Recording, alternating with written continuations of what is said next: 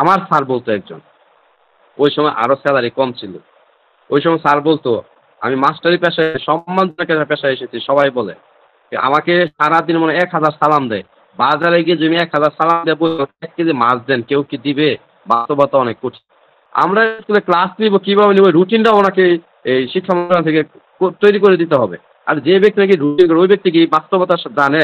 আগে দেখেন স্যার, কোথাও যদি বিচার সালিশ দরবার হয় বা কোনো ভালো কিছু হইলে, মাস্টারে নিয়ে আসো। যে শিক্ষার্থীদের এখন যে অবস্থায় আছে, ওই অবস্থা থেকে যত দ্রুত সম্ভব ওদের শিক্ষা প্রতিষ্ঠানে ফিরিয়ে নিয়ে এই পরিবেশটা থেকে এত দূর করা। যে এখন শিক্ষার্থীরা নির্দেশনা দিবে, শিক্ষক কি করবে?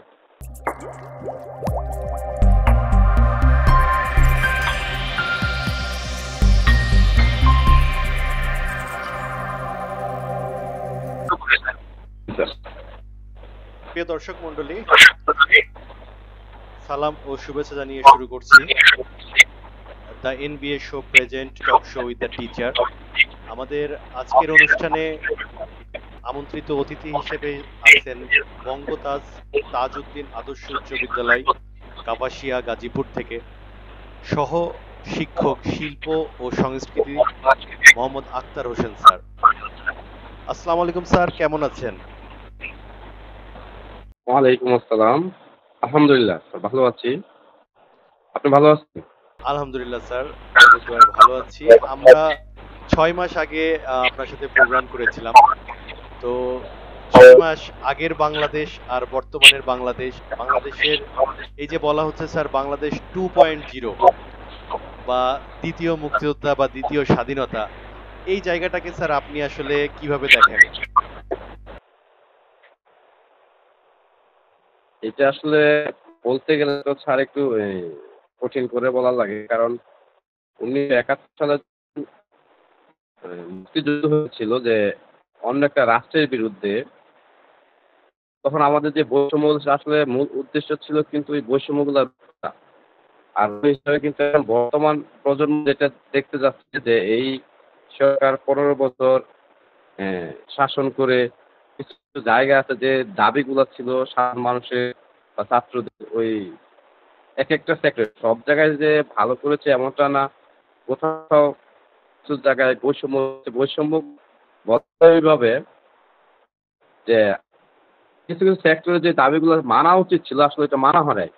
এখন যদি আমি বলি, একটু দেখেন যে বর্তমান আলোচিত বিষয়দের মধ্যে যে কোঠা আন্দোলন ছিল। আসলে মূলত ১ম কোঠা আন্দোলন নিয়ে কিন্তু শুরু হয়েছিল যাত্রাপথ। সেই কোঠা আন্দোলন থেকে শুরু করে অ্যা যেহেতু এটা মানা হয়নি, প্রধানমন্ত্রী শেখ হাসিনা ১ম এ মানতে চায়নি বা কিছু কথা আসছে, ওই কথার প্রেক্ষিতে কিন্তু ছেলেমেয়েরা আরো বেশি ক্ষুব্ধ হয়েছিল। বিক্ষুব্ধ হয়ে তারপর তারা শুরু করেছে। তার আন্দোলন চলমান রয়েছে। এক যুগে একই ডাকে দেখা যাচ্ছে ঢাকা ভার্সিটি থেকে শুরু করে বাংলাদেশের যত পাবলিক ভার্সিটি ছিল, তারপর বেসরকারি বিশ্ববিদ্যালয় আছে, সকলেই সম্মিলিত হয়েছে। আস্তে, আস্তে দেখা যাচ্ছে সাধারণ যেই জনতা রয়েছে ওরা সঙ্গ দিয়েছে। একসময় একটা গণ আন্দোলনে পরিণত হয়েছে। এক পর্যায়ে কিন্তু মাননীয় প্রধানমন্ত্রী যে সাবেক ছিলেন শেখ হাসিনা, তিনি কিন্তু মেনে নিয়েছিলেন। কিন্তু মানার পরও দেখা যাচ্ছে কিছু কিছু নৈরাজ্যতা বা যে কাজগুলো আসলে সঠিক ছিল না, এটা মিডিয়ায় আমরা দেখছি ওই কাজগুলো হয়েছে। গুম করা হয়েছে অনেক শিক্ষার্থীদেরকে, অনেক শিক্ষার্থীদের বুকে গুলিও ছোড়া হয়েছে। এই কাজগুলো আসলে যেটা সঠিক না। এটা যেকোনো বিবেকবান মানুষের পক্ষে থেকে যে আমি যে জিনিসটা মেনেই নিয়েছি, আমি এটা আলোচনার মাধ্যমে হোক বা আলোচনা ছাড়াই হোক, আমি যে মেনে নিয়েছি, নিয়ে এটা যদি আবার বড় করতে না চাই আমি এটা, তাহলে তো এই কাজগুলা করা ঠিক না পরবর্তীতে। আমি মেনে নিয়েছি, ওদেরকে ডেকে নিয়ে যদি বলতে পারত যে আমি তোমাদের দাবি-দাওয়া মেনে নিয়েছি, এই পর্যন্ত মেনেছি, তোমরা এখন ঘোষণা দিয়ে তোমরা ক্যাম্পাসে ফিরে যাও, শ্রেণীকক্ষে ফিরে যাও। তাহলে কিন্তু হয়ে যেত। যার ফলে কিন্তু আন্দোলন গণ-অভ্যুত্থানের রূপ নেয়। পরবর্তীতে এসে আসলে ৬ দফা, পর ৪ দফা, পরে ৯ দফা। এক পর্যায়ে এসে কিন্তু ১ দফাতে শিক্ষার্থীরা অবস্থান নেয়। যে আমাদের ১ দফা, ১ দাবি, যে বর্তমান সরকারের পদত্যাগ। আসলে শেষ মুহূর্তে কিন্তু ওই আন্দোলনের তুপ করে যেভাবেই হোক না কেন, আমরা আসলে সবাই জানি এই বিষয়গুলা। মিডিয়া একসময় দেখেন নেটও বন্ধ ছিল। কিন্তু নেট বন্ধ করার পর আবার নেটও দেওয়া হয়েছিল। আস্তে, আস্তে আমরা কিছু, কিছু খবর পরবর্তীতে হয়তো আমরা আপডেট পেয়েছি, জেনেছি। কিন্তু এক মুহূর্তে সকল চাপের মুখে পড়েই কিন্তু সাবেক যেই প্রধানমন্ত্রী শেখ হাসিনা তিনি কিন্তু দেশ ত্যাগ করতে বাধ্য হয়েছেন এক পর্যায়ে বলা যায়। তো এটাই কিন্তু আসলে এই আগে যে স্বাধীনতা ছিল, বঙ্গবন্ধু থাকতে যেই স্বাধীনতার ডাক দিয়েছিলেন, যেটা হলো অন্য একটা রাষ্ট্রের বিরুদ্ধে এই রাষ্ট্রের একটা যুদ্ধ। তখন কিন্তু আমরা বাংলাদেশের পুরো বাংলাদেশ একত্রিত ছিলাম। পুরো পাকিস্তান একত্রিত ছিলাম। যে পশ্চিম পাকিস্তানকে রুখে দাঁড়াতে হবে। অন্যান্য রাষ্ট্র হয়তোবা হেল্প করেছে, সহযোগিতা করেছে। আর এখন কিন্তু আমাদের মধ্যে বিভেদটা তৈরি হয়েছে যে আমাদের যে প্রধান দায়িত্বে রয়েছেন জননেত্রী শেখ হাসিনা প্রধানমন্ত্রী, ওনার বিরুদ্ধে আমাদের অবস্থান। কেন? উনি আমাদের দাবিগুলো মেনে নিচ্ছেন না, বৈষম্য নিচ্ছেন না। এই প্রেক্ষিতে কিন্তু এটাও একটা স্বাধীনতা মানে আমাদের যে কথা বলার স্বাধীনতা, অনেকে কিন্তু মেইন করে কথা বলার স্বাধীনতা নাই। আমরা কথা বলতে পারি না। আমরা একটা কিছু বললে এটা শুনে না বা প্রশাসন যেভাবেই হোক না কেন আমাদেরকে বাধাগ্রস্ত করে। এখন আমি একজন শিক্ষক হিসেবে বলব, আপনি জেনেছেন যে আমি এই বিটিএর যে ছিল কাউসার স্যার, ওই কাউসার স্যার একটা বেসরকারি শিক্ষকদের ৫.৫ লাখ শিক্ষক নিয়ে কিন্তু একটা আন্দোলন হয়েছিল। আমাদের শিক্ষকদের একটা দাবি ছিল যে জাতীয়করণ। সেই জাতীয়করণ স্যার কি শুনতে পাচ্ছেন? জি, জি স্যার শুনতে পাচ্ছি, শুনতে পাচ্ছি। হুম। পরে কিন্তু ওই আন্দোলনে আসলে আমরা কাপাসের পক্ষ থেকে আমি নিজেও গিয়েছিলাম। আমাদের কাপাসের শিক্ষকগণ ছিল, সবাই গিয়েছিল। ধাপে, ধাপে গিয়েছিল অনেকেই। যেটা নাকি এখানে দেখেন একটা আজকে একটা পয়েন্ট সম্ভবত আমাকে তুলে দেওয়া হয়েছে অ্যা এই কথা বলার জন্য যেটা হলো স্বাধীন বাংলাদেশের শিক্ষকের নৈতিক কথা বলা ও শোনার জায়গা থাকবে কি? এরকম একটা পয়েন্ট আছে। তো আমি যদি বলি ওই আন্দোলনটাকে যদি একটু আমি টেনে নিয়ে আসি, দেখা যাচ্ছে আমরা শিক্ষকরা আমাদের দাবি বিভিন্ন বাংলাদেশের বিভিন্ন অঞ্চল থেকে সংগঠন তৈরি করে যত ধরনের শিক্ষক সংগঠন রয়েছে সকলেই কিন্তু এখানে আন্দোলনে হয়েছি আমরা। কিন্তু আমাদের এইখানে যে প্রধান দায়িত্বে যারা ছিলেন, অর্থাৎ আমি প্রধান শিক্ষক অধ্যক্ষ প্রিন্সিপালদেরকে উদ্দেশ্য করে বলতেছি। ওনারা কিন্তু অনেক জায়গায় অনেক প্রধান শিক্ষকরা আছে, ওরা বাধা দিয়েছে। সহকারী শিক্ষকরা যাবে আন্দোলনে, ওদেরকে এক পর্যায়ে বাধা দেওয়া হয়েছে। ওদেরকে ছুটি দিবে না। গেলে ছুটি মঞ্জুর করবে না। বেতন কর্তন করা হবে। মানে চাকরির হুমকি দেওয়া হয়েছে কমিটির মাধ্যমে। কারণ ওরা চাচ্ছে না যে জাতীয়করণ হোক। বিশেষ করে কমিটিরও তো একটা বিষয় থাকে এইখানে। যে কমিটি এখন পর্যন্ত যেভাবে তারা তদারকি করে, হয়তোবা যদি জাতীয়করণ পর্যায়ে চলে যায় তো কমিটির ঐরকম একটা ভ্যালু থাকবে না। নামে মাত্র কমিটি হয়তোবা থাকবে। তো সেই সুবাদে ওরা কিন্তু মনে প্রাণে চাচ্ছে না অনেকেই। আবার অনেকে চাচ্ছে। ঠিক আমাদের প্রধান শিক্ষক যারা প্রতিষ্ঠানে রয়েছে, প্রিন্সিপাল রয়েছে, উনারা কিন্তু এ লা উপজেলা শিক্ষা অফিসার বয়ে হোক বা যেভাবে হোক না কেন বা কমিটির বয়ে হোক, উনারা দিতে চাচ্ছে না। স্যার এক পর্যায়ে একটু ফোর্স করা হয়েছে। ইন্টারাপ্ট করি সাধারণ মানুষের বোঝার ক্ষেত্রে।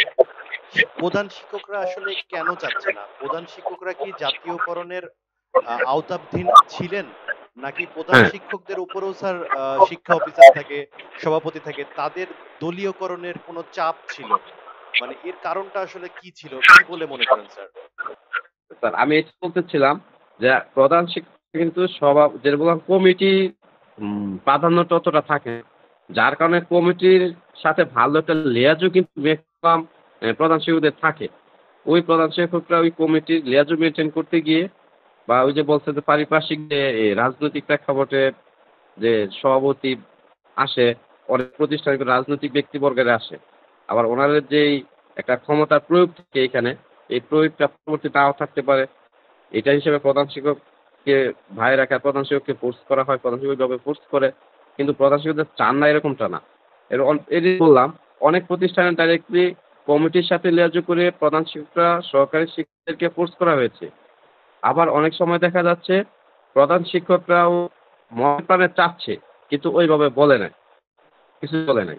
কিন্তু এক পর্যায়ে গিয়ে যখন এই উপজেলা পর্যায় থেকে জেলা পর্যায় থেকে আমরা কমিটি গঠন করে ঢাকা পর্যন্ত চলে গিয়েছিলাম। তো শেষ পর্যায়ে এসে অনেক প্রতিষ্ঠান প্রধানরা আমাদের সাথে যোগ করেছে। আলহামদুলিল্লাহ যোগ করে হয়েছিল ওইখানে যাওয়ার জন্যে। তো শেষ বেলায় কাউসার স্যার যে ছিলেন বিটিএর সাধারণ সম্পাদক, উনার কথা অনুযায়ী মোটামুটি অনেক জায়গা থেকে আমরা জড়ো হয়েছিলাম। শেষ পর্যন্ত আপনারা দেখেছেন নিউজগুলা যে শিক্ষামন্ত্রী ছিল ডক্টর দীপু মনি। কিন্তু উনি এমন ধরনের কিছু কথা বলেছিল, বিব্রতকর কথা, যে শিক্ষকরা ঘটনাচক্রে শিক্ষক হয়েছে। এটা আগে একটা টক শোতে হয়তোবা আমি বলেছিলাম। তো এরপরে আবার যে মহিবুল হাসান নফির, উনি শিক্ষামন্ত্রী ওই সময় প্রতিমন্ত্রী ছিলেন।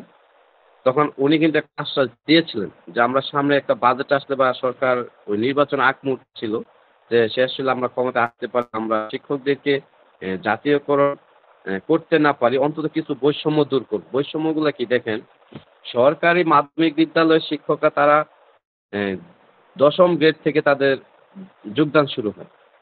কিন্তু আমাদের বেসরকারি যে মাধ্যমিক বিদ্যালয়ের শিক্ষকগণ রয়েছেন, ওনারা কিন্তু ১১তম গ্রেড থেকে ওদের বেতন স্কেল শুরু হয়। এই যে একটা বৈষম্য, ঠিক যোগ্যতা কিন্তু একই লাগে। একই যোগ্যতায় কিন্তু আসছে। শ্রেণী পাঠদান একই পদ্ধতি হচ্ছে। কারিকুলাম একই মেইনটেইন করা হচ্ছে। যদি সকল কাজের ভাগ একই ধরনের থাকে, তাহলে বেতন বৈষম্য কেন থাকবে? এই জায়গায় কি কোনো সে নাই? কারো বলার কিছু নেই? বা এটা কি সরকার দেখছে না? আমি কিন্তু বলতে চাচ্ছি, ছাত্র সমাজের স্বাধীন বাংলাদেশ আসছে গড়তে। এগুলো পূর্বের যে স্বাধীন বাংলাদেশ ছিল, ওইটাও আন্দোলন ছিল জাতিদের বৈষম্যর কারণে। ওইটা ছিল বৈষম্য একটা রাষ্ট্রের সাথে আরেকটা রাষ্ট্রের বৈষম্য। কিন্তু এখন আমাদের দেশের মধ্যেই জাতিভেদে যে বৈষম্যগুলা হচ্ছে, একই ক্যাটেগরিতে শিক্ষক শিক্ষার্থীকে পড়াচ্ছে, তাহলে একই শিক্ষক পড়াচ্ছে, একই মানসম্মত শিক্ষক পড়াচ্ছে, একই স্টুডেন্টদেরকে পড়াচ্ছে, কিন্তু একেক জায়গায় সেলারি সম্মানের একটা ডিফারেন্স তৈরি হয়েছে। তাহলে যদি এনটিআরসি থেকে পরীক্ষা দিয়ে, নিবন্ধন দিয়ে তারপরে এসে এই নিয়োগ দেওয়া হচ্ছে একটা শিক্ষকদেরকে। আপনি দেখেন প্রিলি, তারপর রিটেন, তারপর ভাইবা, সিমুলেশন ক্লাস, তারপর আবার পুলিশ ভেরিফিকেশন। এই যে ধাপগুলা পাড়িয়ে আসছে, মানে বিসিএস যে কোনো অংশে কম না কিন্তু। তাহলে এগুলা পার হয়ে কিন্তু একজন বেসরকারি শিক্ষক এখন নিয়োগ হচ্ছে। তাহলে সরকারি মাধ্যমিক বিদ্যালয়ের শিক্ষকদেরকে বদলে আসছে। ওদেরকে ইচ্ছা বদলি করানো হচ্ছে। কিন্তু বেসরকারি মাধ্যমিক বিদ্যালয়ের শিক্ষকদের বদলি হচ্ছে না। ওদের উৎসব ভাতা, এই ঈদ বোনাস যেটা, ঈদ বোনাস দেওয়া হচ্ছে মাত্র 25%, যেখানে ওদের রয়েছে 100%। এটা আকাশ পাতাল একটা ব্যবধান, কি মনে হচ্ছে না? এই যে একটা বৈষম্য, এটা নিয়ে কিন্তু আমরা আন্দোলন করেছি, আমাদেরকে আশ্বাস দেওয়া হয়েছিল। যাক, আমরা কিন্তু আন্দোলন স্থগিত করে চলে এসেছি। তারপর নির্বাচনের পরপর কি হলো? কাউসার স্যারকে এই নামমাত্র একটা প্রতিষ্ঠানের হিসাব নিয়ে ওরা সময় সম্ভবত ২ থেকে ৩,০০০ টাকার একটা লেনদেনের ডিফারেন্স দেখাইছে। আপনি খেয়াল করে দেখবেন, ২ থেকে ৩,০০০ টাকা লেনদেনের ডিফারেন্স ধরায়া, এটা মেবি মনে নাই সংখ্যাটা, পুরো ২ থেকে ৩,০০০ এর মধ্যে হবে। এরকম আমি দেখেছিলাম। তো এই লেনদেন অনুযায়ী বলছে উনি টাকা আত্মসাৎ করেছে। এই টাকার কেলেঙ্কারিতে জড়ায় ওনাকে কমিটিরা কি করল? বহিষ্কার করল ওনাকে। তো এই যে একটা হলো, এটা তো পলিটিক্যাল, এটা তো আমরা সবাই বুঝি। এটা পলিটিক্যাল। যে উনি আন্দোলনে গিয়েছে, জড়ো করেছে, সকল শিক্ষক সরকারের বিরুদ্ধে অবস্থান করেছে, দাও ওনাকে এখন বহিষ্কার করে। পলিটিক্যাল সহ। এই যে একটা চাপ। তো এটা বহিষ্কার করার পরে কি হলো? আমি আক্তার স্যার বঙ্গতারা এখন বলতেছি, আমি আক্তার স্যার এখন যেহেতু মাস্টার ট্রেনার শিল্প সংস্কৃতি, আমার নিয়োগটা ছিল হিসাব বিজ্ঞানের। তো আমি কিন্তু কাপাসিয়ার থেকে শিক্ষকদের নিয়ে গিয়েছি। এবং কাউসার স্যার যখন এর বিরুদ্ধে আমি লেখালেখি করেছি ২-১ টা জায়গায়। আমি বলেছি যে এটা অনৈতিক হয়েছে ওনার উপরে। কিন্তু এখন আমি বুকে হাত দিয়ে বলতে পারি, এমন ২-১ টা শিক্ষক ছাড়া আমাদের বেসরকারি বিদ্যালয়ের শিক্ষকগণ মেক্সিমাম শিক্ষক কিন্তু কথা বলেন নাই। কেন বলেন নাই? কারণ হচ্ছে চাকরির ভয়। যে উনি আন্দোলন করেছে, প্রধান শিক্ষক ছিলেন, অধ্যক্ষ ছিলেন, ওনাকে বহিষ্কার করা হয়েছে। তা আমরা কি? আমরা গেলাম না আমরাও হয়ে যাব। মানে এই যে একটা ভয় ভীতি, আসলে এই যে ভয় ভীতি রাখা হয়েছে, কিছু হলে আপনি এটা করবেন, গুম করে ফেলবেন। বর্তমানে দেখেন কিছু ওই যে আয়না ঘরে রাখা এসেছে। তো যারাই প্রতিবাদী হবে, এর বিরুদ্ধে অবস্থান করবে, তাদেরকে আপনি কিছু না কিছু শাস্তির আওতায় নিয়ে আসবেন। আসলে এটা কি কোনো সমস্যার সমাধান? সমস্যার সমাধান হবে, আপনি চিন্তা করেন একটু। যেমন আমি আর একটা একমত হতে হবে আপনাকে এমনটা না, বা জাতি বা দর্শকদের একমত হইতে হবে এটা আমি বলি না। কিন্তু আমার একটা সাধারণ সেন্স থেকে বলব, যখন নাকি ৫৬% কোটার বিরুদ্ধে শিক্ষার্থীরা অবস্থান নিয়েছে, আন্দোলন করেছে, ওইখানে কিন্তু যদি মাননীয় প্রধানমন্ত্রী শেখ হাসিনা এ ৩০% কোটা রেখে ১ম এ বিরোধিত আলোচনার মাধ্যমে, তাহলে আন্দোলনটা এই পর্যায়ে যায় না কিন্তু আজকে। সেখানে মেনে আসতো এবং ওনাকে দেশ ত্যাগও করতে হয় না। ক্ষমতা থেকে পদত্যাগ করতে হয় না। তারা কিন্তু স্বাভাবিক মেনে নিত। যখনই নাকি এটা মানে নাই এবং উল্টাপাল্টা কিছু কথা বলেছে, তারপর আবার গুলি ছুড়েছে। প্রকাশ্যে আমরা অনেকগুলা দেখেছি, অনেকগুলা ছাত্র শহীদ হয়েছে পুলিশের গুলি। কিন্তু আমার মনে একটা প্রশ্ন, কিন্তু আমি শিক্ষক, যদিও আমাদের শিক্ষকদের রাজনীতির বাইরে রাখা হয়েছে, তাও আমরা কোনো না কোনো দল সমর্থন করি। সক্রিয় না থাকি, সমর্থন করি। যে ওই সমর্থনের দিক দিয়ে কিন্তু আওয়ামী লীগ বলেন, এটা কিন্তু সমর্থন করি, ঠিক আছে। কিন্তু তাই বলে কিছু, কিছু কাজ আছে, নীতিগত কিছু বিষয় আছে, এটা আমি শিক্ষক হিসেবে তো আমি করতে পারি না। আমি ১ যুগ পার হইছে, আমি শিক্ষকতা পেশায় আছি। আর এমপিভুক্ত শিক্ষকতা করতেছি আজকে ৮ বছর, ৯ বছর করছি। তো এই ৯ বছরের মধ্যে যে শিক্ষার্থীগুলো আমার কাছ থেকে চলে গেছে, গড়িয়ে গেছে, আমি তো অনেক আন্তরিকতার সাথে ওদেরকে পড়িয়েছি।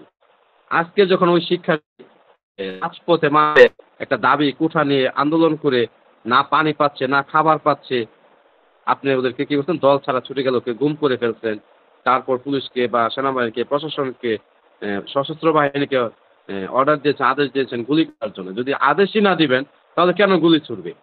আমরা সবাই জানি ১৪৪ ধারা জারি করলে ওইটা যদি ভঙ্গ করে বিধান আছে, গুলি করতে পারবেন। ওই সময় কি কোনো ৪৪ ধারা জারি ছিল? ৫২ এর সময় ৫২ যখন ১৯৫২ সালে ভাষা আন্দোলনে ৪৪ ধারা জারি ছিল। ঢাকা ভার্সিটি স্টুডেন্টরা ৪৪ ধারা ভঙ্গ করেছে। তখন ওদের উপর গুলি ছোড়া হয়েছিল। কিন্তু আজকে আমরা দেখলাম যে আবু সাঈদের যে রংপুরে যে ঘটনাটা, যে ওনাকে যে গুলি করা হয়েছিল, ওইখানে কোনো ৪৪ ধারা জারি ছিল ওই সময়? আসলে ছিল না তো। আর সে কি রাস্তার ওই পাড়ে থেকে একটা লাঠি নিয়ে সে কিন্তু, এটা সবাই দেখেছে, সে কিন্তু ভাবে না তাকে গুলি করা হবে। সে কিন্তু একটা হুমকি দেখিয়েছিল। বাট কিন্তু গুলি করে ফেলেছে। তো এটা মিডিয়াতে আসছে। তো এই যে একটা ঘটনাগুলো, তার মতো আমি বসে থাকতে পারি না। আমার শিক্ষিত দাবির মুখে পড়ে যদি প্রধানমন্ত্রী শেখ হাসিনা মেনে নিত আগে ৩০% দিয়ে, তাহলে কিন্তু ওরা মানত। কিন্তু এটা করেন নাই। না করে যে বাড়াবাড়ি করলো, করার পরেই কিন্তু তারা গণ আন্দোলন চলে গেছে এবং শেষ পর্যন্ত পদত্যাগের ঘোষণা দিয়েছে এবং তারা চাকরি হয়েছে। আমার ফেসবুক গুলো আপনি স্যার দেখবেন, এই দেখলে দেখবেন। ক্ষেত্রে আমাদের এক্স শিক্ষামন্ত্রী নভেল সাহেব উনি কিন্তু ফেসবুকে কিন্তু এরকম স্ট্যাটাসও দিয়েছিলেন যে রাজাকারের বাচ্চারা হচ্ছে আন্দোলন করতেছে। একজন শিক্ষামন্ত্রী হিসেবে তো উনি এই পোস্ট দিতে পারেন না। উনার কারণে তারপরে জুনায়েদ আহমেদ পলক তথ্যমন্ত্রী, এক্স তথ্যমন্ত্রী, উনিও কিন্তু এরকম ভাবে পোস্ট করছে। অর্থাৎ হচ্ছে মেন বিষয়টা হচ্ছে আমাদের শিক্ষার্থীদের আন্দোলনের কিছুদিন আগে আমরা শিক্ষকদের একটা আন্দোলন দেখেছিলাম। এটা একটা পেনশন স্কিম নিয়ে আন্দোলন ছিল শিক্ষকদের। তো শিক্ষকদের আন্দোলনও কিন্তু এইভাবে চাপ প্রয়োগ করে, বিভিন্ন রাজনৈতিক বল প্রয়োগ করে কিন্তু ওটাকে অফ করে দেওয়া হয়। তো এই জায়গাটায় শিক্ষকদের কিন্তু একটা ভিতরে কিন্তু একটা আগুন কিন্তু জ্বলতেছিল। তার পাশাপাশি শিক্ষার্থীরা কিন্তু ১, ২, ৩ আজকে এই ধরনের বৈষম্যের বিষয়টা আসে নাই। আমরা দীর্ঘদিন ধরে দেখছি এই স্বৈরশাসন আমলে যে অনেক সময় গার্জিয়ানরা রাস্তায় নামছে কারিকুলাম নিয়ে প্রশ্ন করছে যে আজকাল কি করানো হয় এইগুলা। তারপরে শিক্ষাঙ্গনের বিভিন্ন ধরনের মান নিয়ে প্রশ্ন উঠছে। বিভিন্ন সময় খণ্ডকালীন বিভিন্ন প্রতিষ্ঠানের আন্দোলন হয়েছে, বিভিন্ন ধরনের বিষয় আমরা দেখছি। তো লাস্টে যে শিক্ষার্থীদের আন্দোলনের সাথে কিন্তু গার্জিয়ানরা একাত্ম প্রকাশ করে এবং সাথে জনতা নামে, এবং স্বৈর শাসনের এই যে আপনি বলতেছেন বিভিন্ন ধরনের নির্যাতন, এই নির্যাতনের ক্ষোভের বহিঃপ্রকাশই কিন্তু আমাদের ৫ই আগস্ট। তো আপনি কি মনে করেন স্যার, এই ছাত্ররা বর্তমানে বিভিন্ন জায়গায় রাস্তায় আমাদের ট্রাফিক কন্ট্রোল করতেছে, বিভিন্ন জায়গায় অভিযান করতেছে, যা প্রশংসনীয়, কিন্তু স্যার এই মুহূর্তে কি শিক্ষার্থীদের এই ধরনের কাজগুলো আসলে করা ঠিক কিনা, বা এদেরকে তো বর্তমানে শিক্ষাঙ্গনে ফিরে নিজের স্কিল গ্রো আপ করা, শিক্ষাগত জায়গাগুলো গ্রো আপ করা, এবং পাশাপাশি কোন কোন বিষয়গুলো স্যার আহ, আরো ডেভেলপ করা শিক্ষা ক্ষেত্রে আপনি মনে করেন স্যার? হ্যাঁ, আমি এই বিষয়ে আসতাম স্যার, ধন্যবাদ। আসলে শিক্ষা, এটার একটা কথা আছে আমার, যে এখন আমার দৃষ্টিতে যেটা চলে আসছে, যে নতুন কারিকুলাম এসে অভিভাবকদের যেমন অভিযোগ রয়েছে, আমি একজন মাস্টার হিসেবে বলবো, আমি নিজেও হয়তো আমাকে যেরকমভাবে গাইড দেওয়া হচ্ছে, তথ্য দেওয়া হচ্ছে, আমি ওইরকমই প্রকাশ করতেছি। কিন্তু তাও আমি কিন্তু স্যাটিসফাইড না। কারণ কারিকুলাম ঠিক আছে, পরিবর্তন করেছে, ভালো, ওয়েলকাম। কিন্তু মূল্যায়নের যে পদ্ধতিটা আছে এটাতে কিন্তু কথা আছে। এটা সবারই কথা আছে। যে এইভাবে যে মূল্যায়ন হচ্ছে এটা আসলে একটা অ্যা শিক্ষার্থী কি শিখবে বা কি মূল্যায়িত হবে? এটা কোন পর্যায়ে গিয়ে ঠেকবে? এটা কিন্তু আমরা মাস্টার ট্রেনের থেকে শুরু করে বা অভিভাবক আছে, অন্যান্য শিক্ষকরা রয়েছে এবং উপরে জেলা ভিত্তিক আছে। উনারা কিন্তু এটা আসলে দ্বিধাদ্বন্দ্বে আছে। আমি বলব শুধু এরা না, যারা এনসিটিভির যারা আছে কর্তৃপক্ষ, উনারা নিজেরাও দ্বিধাদ্বন্দ্বে আছে। যদি না হবে, কিছুদিন পর এটাকে চেঞ্জেবল হইতো না। আসলে কিছুদিন পর যদি চেঞ্জেবল হয় তাহলে কোনটাকে সঠিক বলে মনে করা হবে? তারপরে তাহলে এটা কিন্তু একটা মেধা শূন্য করা কিন্তু জাতি ধ্বংসের দেশ ধ্বংসের মূল কারণ। তো সেই মেধা ধ্বংসের দিকে বা মেধা নষ্টের দিকে কিন্তু আমরা চলে যাচ্ছি। ভার্সিটি লেভেল যে শিক্ষার্থীরা আগের কারিকুলামে কিছু না কিছু পড়ে যেই মেধা কোথায় গেছে ওইখান থেকে কিন্তু অনেকগুলো শিক্ষার্থীকে গুম করা হয়েছে বা শহীদ করা হয়েছে। এখানে কিন্তু আমাদের দেশের সম্পত্তি নষ্ট হয়েছে। কারণ একটা মেধাবী শিক্ষার্থী কিন্তু আমাদের দেশের সম্পদ। এরপরে যে কারিকুলামটা যাচ্ছে এটাতে কোনো মেধাবী শিক্ষার্থী তৈরি হবে না। এটা কোনো মেধাবী শিক্ষার্থী তৈরি হবে না। যেটা আরকি এখন এটা বাতিল করা বা স্থগিত রাখার একটা এখন স্থগিত করেছে এনসিটিভি। যদিও এটা বাতিল করার জন্য আন্দোলন চলছে। তো এখন শিক্ষার্থীর কথায় যদি যাই, যেটা প্রশ্ন করেছেন যে শিক্ষার্থী এখন ট্রাফিকের দায়িত্বে আছে। এটা আসলে আমি মোটেও কাম্য মনে করি না। কারণ শিক্ষার্থী থাকবে স্কুলে, শিক্ষা প্রতিষ্ঠানে। তাকে ওইখানেই মানায়। এখন যদি একটা শিক্ষার্থী ট্রাফিকের কাজ করে, করতে তার কিন্তু ওই জায়গায় তার একটা ভালো লাগা কাজ করে যাবে। আরেকটা কথা ১ম বলছিলেন, আজকে টপিকস এর কথা এটা শেষে আমি আসতাম। যে স্বাধীন বাংলাদেশ শেষ শিক্ষকের নৈতিক কথা বলা ও শোনার জায়গা থাকবে কি? আসলে যদি এরকম পরিস্থিতি চলতে থাকে আসলে থাকবে না। বর্তমানেও নেই আর থাকবেও না। এটা ফিরে আনা উচিত। যেটা নাকি স্বাধীন যদি ২য় স্বাধীন দেশ আমরা বলে থাকি যে ২য় বার আমাদের দেশ স্বাধীনতা পেয়েছে, স্বাধীন হয়ে তাহলে সেই স্বাধীনতা দাবিতে আমি বলব শিক্ষার্থীদের ঘরে ফেরা উচিত। কারণ আজকে দেখেন শিক্ষার্থীরা যদি ট্রাফিকের কাজ করে, সে কি? মাধ্যমিকে পড়ে, নবম দশম শ্রেণীতে পড়ে, ইন্টারমিডিয়েটে পড়ে। ওই শিক্ষার্থী ট্রাফিকের কাজ করবে, বিদ্যালয়ে যাবে না। ওই শিক্ষার্থী বাজার মনিটরিং করবে। আসলে বাজার মনিটরিং করার দায়িত্ব তো ওর না। এর জন্য তো একটা নিয়োগপ্রাপ্ত লোক আছে। হ্যাঁ, এখন একটা সমস্যার মধ্যে বাংলাদেশ যাচ্ছে যেটা হলো আমাদের আরেকটা বাহিনী আছে যে পুলিশ, ওরা আসলে একটা দাবি করেছে, দাবি করে ওরা কর্মবিরতি দিয়েছে। তো তারপরে যদিও এখন তারা আসছে, ওই কর্মবিরতির সময় দেশে একটা নৈরাজ্য হতে পারত। আমরা কয়েকদিন দেখেছিও বিভিন্ন জায়গায় ফেসবুকে ইয়াতে শোনা গেছে ডাকাত ঢুকছে, চোর ঢুকছে, ডাকাতি হচ্ছে, গোলাগুলি হচ্ছে, শহীদ হচ্ছে কেউ। এরকম একটা নৈরাজ্য চলছিল। তো এটা চলার কারণ হলো ওই সময় সকলের মনে একটা প্রশ্ন, আইন নেই, শাসন নেই, নেই, পুলিশ নেই, যা খুশি তা করতে পারবো এরকম। আর পুলিশ ওই সময় কর্মবিরতি দিয়েছিল। আর যদিও ২-১ দিন সময় নিয়েছিল নতুন অন্তর্বর্তীকালীন সরকার গঠন করার, যার কারণে ওরা কিছু বলতে পারে নাই। কিন্তু এখন যেহেতু গঠন হয়ে গেছে, আশা করব যে সেনাবাহিনীর হাতে এবং সেনাবাহিনীর মাঠ পর্যায়ে যদি তারা যায় এবং পুলিশ যেহেতু এখন কর্মবিরতি ছেড়ে জায়গায় দেখলাম ২-১ দিনের মধ্যে যোগদান করছে। তো আশা করি এখন শিক্ষার্থীদেরকে মার রাখার কোনো যৌক্তিকতা নেই। শিক্ষার্থীদেরকে শিক্ষার জায়গায় দেওয়া উচিত। স্যার তো আমি আমার মনে একটা হয় প্রশ্ন করি, সেটা হচ্ছে স্যার আপনারা যখন একটা আন্দোলন করেছিলেন শিক্ষকদের বিভিন্ন দাবি দাবা নিয়ে, তখন আপনাদের ভিতরে স্যার এমন হয়েছিল যে ক্লাস বর্জন করে আপনারা হচ্ছে আন্দোলন করতেছেন।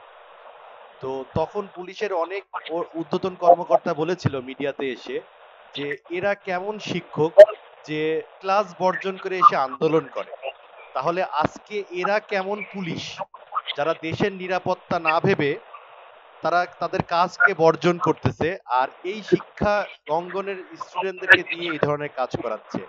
এই জায়গাটায় স্যার আপনি একজন শিক্ষক হিসেবে পুলিশদের প্রতি বা দেশের আইন শৃঙ্খলা বাহিনীর প্রতি আপনাদের আসলে, আপনারা তো গুরুজন, শিক্ষক মানে গুরুজন, একটা জাতির মেরুদণ্ড।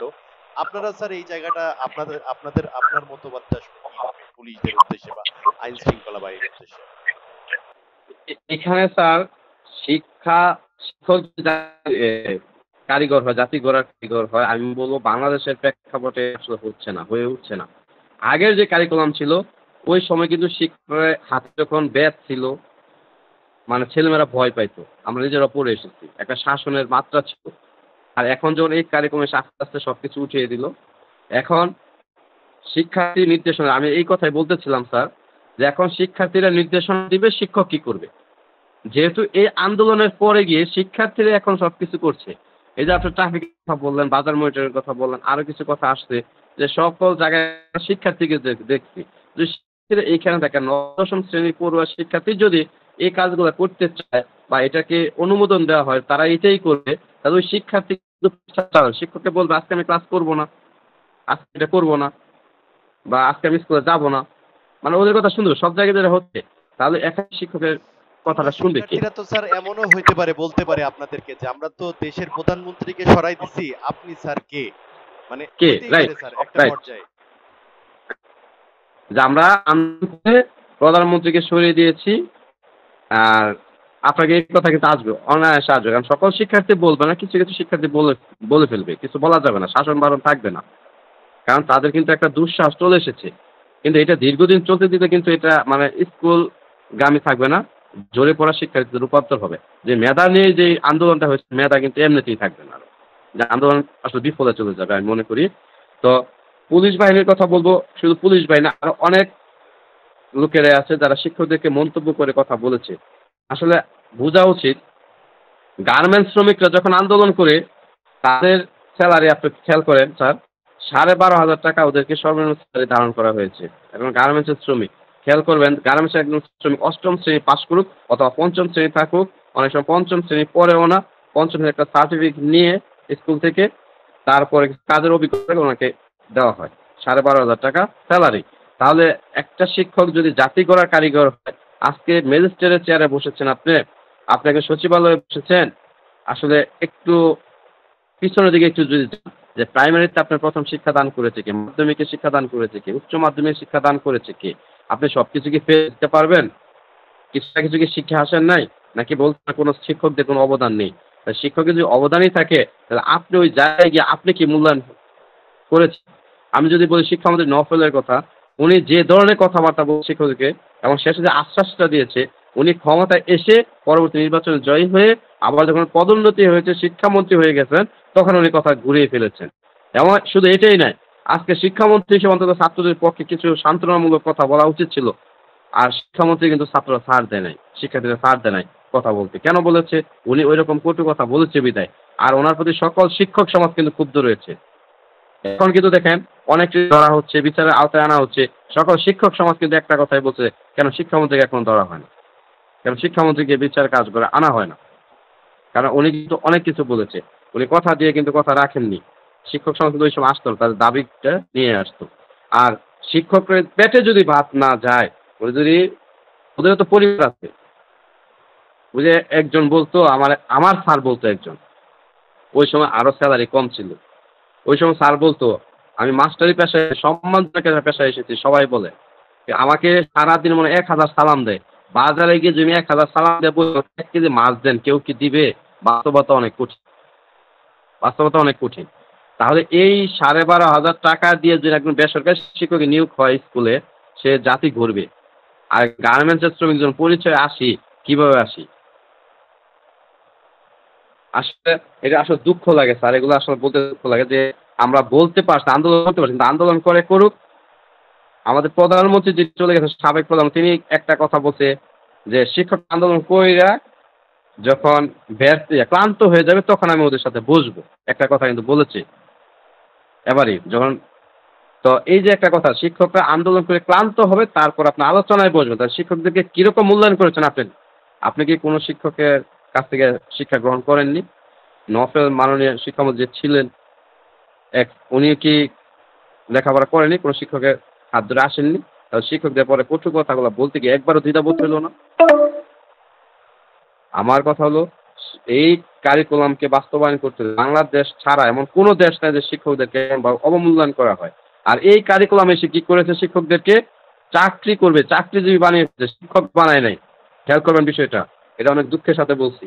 এখন কমিটি এবং শিক্ষা কারিকুলাম কি বলে, অফিসে বসে বসে আপনি চাকরি করছেন, যেমন অফিসে যে চাকরি করে, অফিসে বসে বসে চাকরি করছেন, আপনি 9টা 5টা চাকরি করেন, ওইখানে আপনার কাগজপত্র ডিল করেন। আপনি ওইটাকে যদি শিক্ষকতা পেশা মনে করেন, তাহলে তো হবে না। এখন শিক্ষকতা পেশা কি? উনি ওইখানে বসে কারিকুলাম তৈরি করছে। আমরা স্কুলে ক্লাস নিব, কিভাবে নিব, রুটিনটা ওনাকে এই শিক্ষা মন্ত্রণালয় থেকে তৈরি করে দিতে হবে। আর যে ব্যক্তি নাকি ওই ব্যক্তি কি বাস্তবতা জানে, এই মঠ মহাসনে কি আসছে, ওইখানে বসে অনলাইনে ক্লাস করে, সব জায়গায় অনলাইনে ক্লাস করার ব্যবস্থা আছে। উনি এক কারিকুলাম দিয়ে সেই কারিকুলামে ৯টা ভাষা থাকতে হবে। আসলে ৯টা ৫টা মতো স্কুল ছেলেমেয়েদেরকে ১ ঘন্টা করে ক্লাসে রাখতে হবে। ৯টা ৫টা মানে কি অন্য প্রতিষ্ঠান চাকরি করে ৯টা ৫টা, এখানে স্কুল ১০টা ৪টা কেন থাকবে? ৯টা ৫টা করতে হবে। তাহলে আপনি শিক্ষক না, আপনি তো ওদেরকে কি করে ফেলছেন? চাকরিজীবী একজন কর্মী বানিয়ে ফেলছেন। তারপর আগে পড়াবে, এখন পড়ার রেখে এখন অনেক রিপোর্টের কাজ। এই যে মূল্যায়নের একটা কাজ দিয়েছিল, আপনি জানি না এই বিষয়টা জানেন কিনা, কোনো শিক্ষার্থী ছেলে মেয়ে বা ভাই বোন থাকলে আপনি দেখবেন, কোন শিক্ষক থাকলেও অনেকগুলা মূল্যায়নের শীট কাগজে কলমে কাজ বাড়িয়ে দিয়েছে স্কুলে এখন। এবং কাজ বাড়িয়ে দিয়েছে। অনলাইনে কাজ করবে, কাগজে কলমে তথ্য পূরণ করবে, এগুলা তথ্য পূরণ করে আমাদের তাহলে কি অফিসিয়াল কাজ হয়ে, তাহলে ওই টিচারটা ক্লাস ডেলিভার করবে কি বা ক্লাসের প্রস্তুতিটা নিবে কি? টিজি দিয়ে দেওয়া আছে। আপনি দেখেন শিক্ষকদেরকে কতটুকু গণ্ডির ভিতরে রাখা হয়েছে। শাসন করা যাবে না, বারণ করা যাবে না, কিচ্ছু বলা যাবে না। অপমানজনক কথা বলা যাবে না শিক্ষার্থীদেরকে। শিক্ষার্থী যা খুশি তা করবে। আর এখন তো পর্যায়ে আসলে আপনি যেটা বলছেন, শিক্ষার্থী বলে দিবে শিক্ষককে, আপনি এই প্রতিষ্ঠানে থাকতে পারবেন না। আমার প্রধানমন্ত্রীকে নামিয়ে দিয়েছে। এই কথাই বলবে। যদি এই আগের পর্যায়ে আমরা ফিরে না আসতে পারি। তারপরে রুটিন থেকে শুরু করে কারিকুলাম যত কিছু সবকিছু ওইখান থেকে যা বলে দিবে এই মাফিক চলতে হবে। শিক্ষকের কোনো সিদ্ধান্ত নাই। ক্লাসে শিক্ষক টিজি দিয়ে দিয়েছে। ওই টিজিতে যা লেখা আছে এটাই বলতে হবে, বাইরে যাওয়া যাবে না। এরকম ট্রেনিং এর নির্দেশনা আছে। তাহলে একটা ক্লাসে গেলে শিক্ষক উপস্থিত দিয়া, শিক্ষকের মেধা দিয়ে, শিক্ষকের জ্ঞান দিয়া, শিক্ষক পড়াবে, শিক্ষক কিভাবে করে নিবে, শিক্ষক কিভাবে হ্যান্ডেলিং করবে, ওই ক্লাসের সম্পূর্ণ দায়িত্ব শিক্ষকের। কিন্তু এটা যে আপনার কথা আমাকে চলতে হয়, আর ওই কারিকুলাম নথিপত্র টিজি ধরে গিয়ে কমিটি গিয়া, ম্যানেজমেন্ট কমিটি গিয়ে বলবে ক্লাসে ক্লাসে বসে থেকে যে এটা তো এইভাবে হচ্ছে না, তাহলে ওই শিক্ষক কি করবে? পরে জবাব দিতে আওতায় যদি আসে, তাহলে ওই শিক্ষক কি কোনো শিক্ষা দিতে মন চাবে কোনো শিক্ষার্থীদেরকে? তখন তো ওই চাকরি করার মন চাবে। আমি রিপোর্টে কাগজে পত্র ঠিক রাখবো, আমার শিক্ষাদান দেওয়া উচিত না, শিক্ষাদান আমি দেবো না। আমি ভালো মতো একটা কথা বলবো, ওই কথা বলে যে একটা শিক্ষার্থী অপমান বোধ করে, এটা আবার বলবে, বাসায় গিয়ে বলবে, বাসায় বলে বাপ মা আসবে, ওই যে সুযোগটা পেয়েছে বিদায়। স্যার একটা বলা আছে কমিটির কাছে, কমিটি আসবে কেন বলেছেন? কারণ হয়তোবা কোনো সভাপতি, ম্যানেজিং কমিটি ভালো পদে আছে, টাকা পয়সাওয়ালা পরিবারের সন্তানকে শিক্ষক বলে ফেলেছে, আইয়া এই জবাবদিহিতা শিক্ষক করতে হবে। তাহলে সে অটোমেটিক্যালি চলে যাবে যে আমার কি দরকার আছে, সরকারকে আমার বেতন বন্ধ করবে, এটাই আমরা এই অর্থাৎ জন্য স্যার চাকরিজীবী মানে কিন্তু যে জিনিসটা করতো, একটা শিক্ষককে সম্পূর্ণ হাত পা চোখ কান বন্ধ করে বেঁধে তারপরে বলা হতো যে তুমি শিক্ষকতা করো, হ্যাঁ, মানে যেটা খুবই দুঃখজনক। আর আরেকটা বিষয় স্যার, এই যে কোনো শিক্ষার্থী যদি তার গার্জিয়ানকে নিয়ে আসতো বা কোনো যদি অপ্রীতিকর ঘটনা ঘটতো, তাহলে বিগত দিনগুলোতে আসলে এটা এটা তদন্ত কমিটিটা কিভাবে কাজ করতো? এটাও কি দলীয়করণ ভাবে কাজ করতো নাকি স্বাধীনভাবে কাজ করার সুযোগ পেয়েছিল কখনো? এটা অবশ্যই স্যার, এটা তো আমি বললাম যে একটা শিক্ষার্থীকে বললে ওই যে কমিটির মাধ্যমে যাবে, কমিটির মাধ্যমে যদি না পারে ওই কমিটি আরো উপরওয়ালা কি আছে, হয়তো বা দলীয় থেকে আসছে। ম্যাক্সিমাম জায়গায় তো আপনি আওয়ামী লীগ করেন, বিএনপি করেন, ঠিক আছে, যে যে দল সমর্থন করেন, কিন্তু কিছু কিছু জায়গা আছে ওই জায়গায় আসলে আওয়ামী লীগ বিএনপি বুঝি না, এটা সমান রাখা, যেটা নীতিগত কথা এটাই রাখা উচিত। কিন্তু এখানে আপনি দলীয় কেন্দ্রিক করেন। অনেক প্রতিষ্ঠান আছে যে কি করে বিএনপি করে, এই শিক্ষক মানে মাইনাস করে দিয়েছে এই শিক্ষক। এখন অনেক জায়গায় আছে এরকম, আর সমর্থন করে। একটা জিনিস ভালো লাগতো যেটা নাকি শিক্ষকদের রাজনীতি বন্ধ করে দিয়েছে, এটা করতে পারবে একটা ইয়ে ছিল ভালো, তাও কিন্তু রয়ে গেছে। শিক্ষকরা কেন রাজনীতি করবে? শিক্ষকরা কেন পক্ষপাতিত্ব হবে? শিক্ষকরা থাকবে স্বাধীন, শিক্ষকরা শিক্ষা দান করবে, যেটা নৈতিকতা আছে, যেটা নীতির মধ্যে পড়বে, যেটা সঠিক, এটাই শিক্ষা দান দিবে এবং এটাই করবে। আগে দেখেন স্যার, কোথাও যদি বিচার সালিশ দরবার হয় বা কোনো ভালো কিছু হইলে, মাস্টারে নিয়ে আসো। আগে আমাদের দাদা বাবা যারা ছিল, ওই আমলে যে শিক্ষকরা ছিল, ওই শিক্ষকরা সমাজের নেতা ছিল। শিক্ষকদের কাছে পরামর্শ নিয়ে ওরা কাজ করেছিল। কিন্তু এখন হ্যাঁ, ওই তো শিক্ষক, ওর কাছে কি ছিল, ও কি? এখন কোথাও শিক্ষককে ডাকা হয় না, মানে শিক্ষকের জ্ঞানকে মূল্যায়ন করা হয় না। কেন করে না? এই রাজনৈতিক প্রেক্ষাপটের কারণেই কিন্তু। আজকে আন্ডার মেট্রিক পাস ও স্কুলের ম্যানেজিং কমিটি, ও শিক্ষকদেরকে সার্চ করে, দেশটা কোন পর্যায়ে গেলে এরকম বিষয়গুলো হইতে পারে আপনি চিন্তা করেন। যে একটা আন্ডার মেট্রিক পাস বলতে পারে না, আর সে নিজে মনে তার নামে লিখতে পারে। আর তাকে ম্যানেজিং কমিটির সদস্য বানিয়ে ও গিয়া ওই শিক্ষক কেন এটা করলো এটা চাষ, এটা জবাবদিহিতা। তাহলে ওই শিক্ষকের মানটা মূল্যায়নটা কোথায় রয়েছে? আমরা কিন্তু দাবি করছি যে আমাদের ম্যানেজিং কমিটি যদি কেউ আসতে হয় মিনিমাম যেন গ্র্যাজুয়েশন করে আসে, মাধ্যমিকে আসলে অন্তত। আর সভাপতি আছে। আর এটা কিন্তু উচ্চ মাধ্যমিক পর্যন্ত একটা কথা অবশ্যই, যে উচ্চ মাধ্যমিক পাশের নিচে কেউ কমিটিতে আসতে পারবে না। কিন্তু আদৌ কি এটা বাস্তবায়ন হচ্ছে? হচ্ছে না। আপনি শিক্ষা প্রতিষ্ঠানে যদি আন্ডার মেট্রিক যে শিক্ষকতা বা শিক্ষা কি যে এই সম্পর্কে কিছু জানি না, শিক্ষার সংজ্ঞাই জানে না, ওকে আপনি শিক্ষা বিষয় দিয়ে রাখেন। মসজিদ, মন্দির, গির্জা ওইগুলাতে যে ধর্ম বিষয়ে কিছু জানে না তাকে দিয়ে রাখবেন দায়িত্ব, ক্ষমতার জোরে দিয়ে রাখবেন। তাহলে এটা তো স্বৈরাচারীর মধ্যেই পড়ে। আর ওইভাবে যদি থাকে, যাকে যে জায়গাটা দেওয়া দরকার ওই জায়গা যদি আপনি না দেন, তাহলে দেশ উন্নত হবে কি, দেশ এগিয়ে যাবে কিভাবে? আর এই মূল্যায়নটা থাকবে কিভাবে?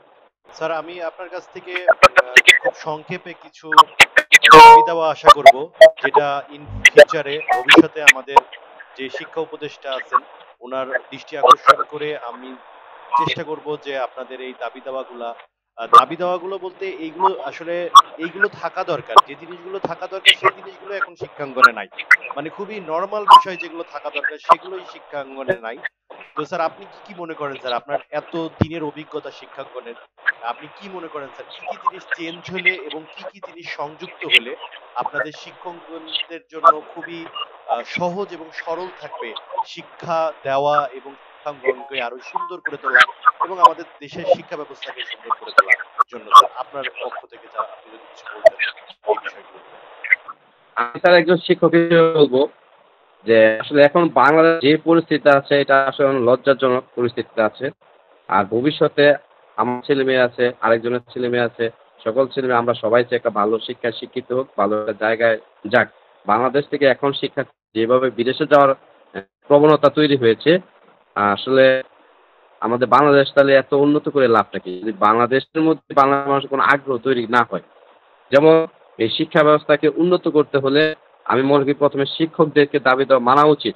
আপনার প্রতিষ্ঠানগুলো জাতীয়করণ করা না হোক, অন্তত যদি ওদেরকে বাড়ি ভাড়া, উৎসব ভাতা এই ২ টা যদি শিক্ষকদেরকে 100% করা হয় বা তাদের সরকারিদের সাথে বৈষম্য দূর করা হয়, তাহলে অন্তত শিক্ষকরা খুশি থাকবে এবং নিজের মনে এবং শিক্ষকদেরকে একটা স্বাধীনতা দিতে হবে, যেটা শিক্ষকদেরকে হাতে পায়ে ধরা বাঁধা নিয়মে রেখেছিল, ওইটা থাকলে হবে না।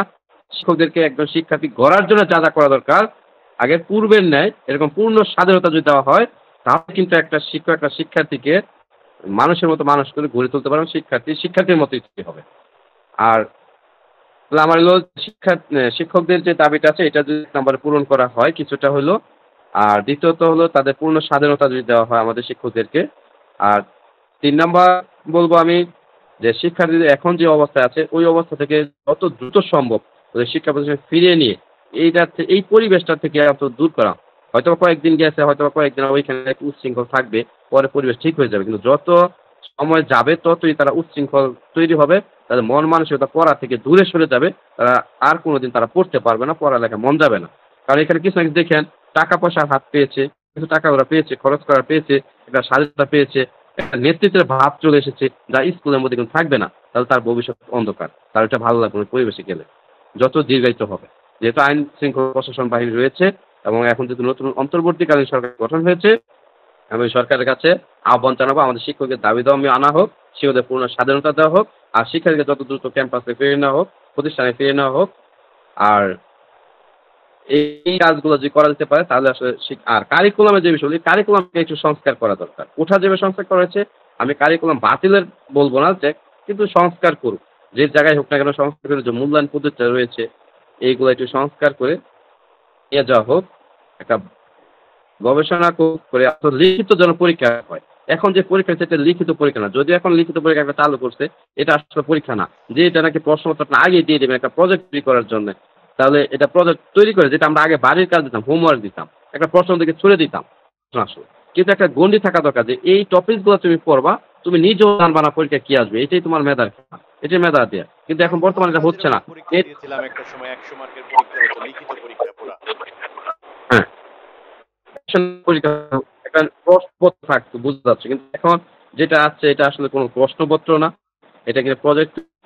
তারা 5 ঘন্টার মধ্যে এটা কেমন কথা? 5 ঘন্টা যদি স্কুলে থাকে, আপনি দেখেন আমি যে বলেছিলাম একটু আগে কথা, যে প্রতিষ্ঠানকে এখন চাকরিজীবী বানিয়ে ফেলছে, প্রতিষ্ঠানের লোকে কোনো কাজ করে নাই। মানে ৫ ঘন্টা কিসের পরীক্ষা? ওই যে ৯টা ৫টা কাজ করে, এখন ৯টা ৫টা থাকতেও তার পরীক্ষা দিতে হবে ৯টা ৫টা। এটা কোনো কথা? সত্যি কথা বোঝেন। পরীক্ষা দিবে আগে, আগে পরে যাই পড়ছে ২ ঘন্টা ৩ ঘন্টা পরীক্ষা নিব ওদেরকে। মূল্যায়ন করুন। মূল্যায়ন কি সব বিষয়ে চলে আসবে? আর মূল্যায়ন কি তাকে ৫ ঘন্টা থাকতে হবে? মূল্যায়ন কি দল বেঁধে কাজ করতে হবে? দলীয় মূল্যায়ন থাকবে? এটা তো আমরা ক্লাসেই করতেছি। শ্রেণীকক্ষে করতেছি, শ্রেণীর গ্রুপ ওয়ার্ক করতেছি, একক কাজ করাইতেছি, এলডব্লিউ সিডব্লিউ কাজ করাইতেছি, ওইগুলো তো আমরা মূল্যায়ন আনতেছি। কোন কাজের মূল্যায়ন থাকবে, কিন্তু সামষ্টিক যে মূল্যায়নটা আসলে এই মূল্যায়ন পদ্ধতিটা চেঞ্জ করা দরকার। এটা কোনো মূল্যায়ন হতে পারে না। এই মূল্যায়নকে শিক্ষার্থী কি শিখবে, তাই কি মূল্যায়ন করা হবে? তো এই কাজগুলো যে আসলে বর্তমান অন্তর্বর্তীকালীন সরকার করতে পারে, চ্যালেঞ্জ নিতে পারে, তাহলে হয়তো আমরা হয়তো ৩-৪ বছর পরে গিয়ে আসলে আমরা আবার আগের জায়গায় ফিরে আসবো, শিক্ষার একটা মূল্যায়ন পাবো, শিক্ষকের মূল্যায়ন পাবো। শিক্ষার মূল্যায়ন যখন থাকবে, শিক্ষার মূল্যায়ন হবে। আর শিক্ষার্থী যখন এগিয়ে যাবে, তখন মেধা সম্পন্ন শিক্ষার্থী পাবো। তখন আজকের এই যে আন্দোলনটা হয়েছে, এটা কিন্তু সফল হবে। ধন্যবাদ তো স্যার। প্রকৃত ধন্যবাদ স্যার। আমরা বেশ মূল্যবান গুলাকে আমরা কাভার করছি অল্প সময়ে হলেও। আমরা হচ্ছে জি। এখানেই শেষ করে দিব। আপনার শেষ মন্তব্য যদি আজকের এই অনুষ্ঠান সম্পর্কে একটু করেন স্যার। বা আমাদের এই অনুষ্ঠানটাকে আরো এগিয়ে নিয়ে যাওয়ার জন্য স্যার আপনার পরামর্শ কি হতে পারে? আর হ্যাঁ, আমার মনে খেয়াল ছিল যে ওরা যে অনুষ্ঠান করছেন বরাবর আমি সাধুবাদ জানাই যে আসলে আগেও বলেছি কথা বলার জন্য একটা জায়গা পেয়েছি। মনের মধ্যে অনেক কথা জমা থাকে। বলার জন্য আসলে কোনো ফুল পাই না। আপনি যেহেতু আপনার মাধ্যমে আমাদের ফুল তৈরি করে দিয়েছেন, আপনাকে আসলে খুব ধন্যবাদ জ্ঞাপন করছি। পাশাপাশি আরেকটু মনে হয় ভালো হইতো যদি আমরা এই জুম মিট আমরা আসলে অনেক শিক্ষকরা কথা বলি সিঙ্গেল টু সিঙ্গেল। কিন্তু যদি একত্রিত কয়েকজনকে করতে পারতেন, হয়তো যে কয়েকজনের মতামতটা ভিন্ন মতামত একই সাথে প্রকাশ পায়। এরকমটা যদি আমরা আসলে করতে পারি। স্যার ধন্যবাদ। আমি স্যার আপনাকে নিয়ে আমরা অনুষ্ঠান করব। আমি জুমে আপনাকে নিয়ে স্যার এবং আপনার সাজেশনে আরো কয়েকজন শিক্ষককে নিয়ে স্যার আমরা অনুষ্ঠানটা আবার করব। তো আপনার ধন্যবাদ। এই পরামর্শের জন্য অনেক ধন্যবাদ এবং অনেক সুন্দর মূল্যবান তথ্য দিয়ে আমাদের সহযোগিতা করছেন। আশা করি আমাদের যারা বর্তমানে এবং ভবিষ্যতে শিক্ষা উপদেষ্টা হবেন, শিক্ষা মন্ত্রণালয় দেখবেন, তারা আপনাদের এই দাবি দাওয়াগুলো মেনে নেবেন। তো ধন্যবাদ স্যার, ভালো থাকবেন, দোয়া রাখবেন। আবার ইনশাআল্লাহ আপনার সাথে কথা হবে। আসসালামু আলাইকুম। ধন্যবাদ। আসসালামু আলাইকুম।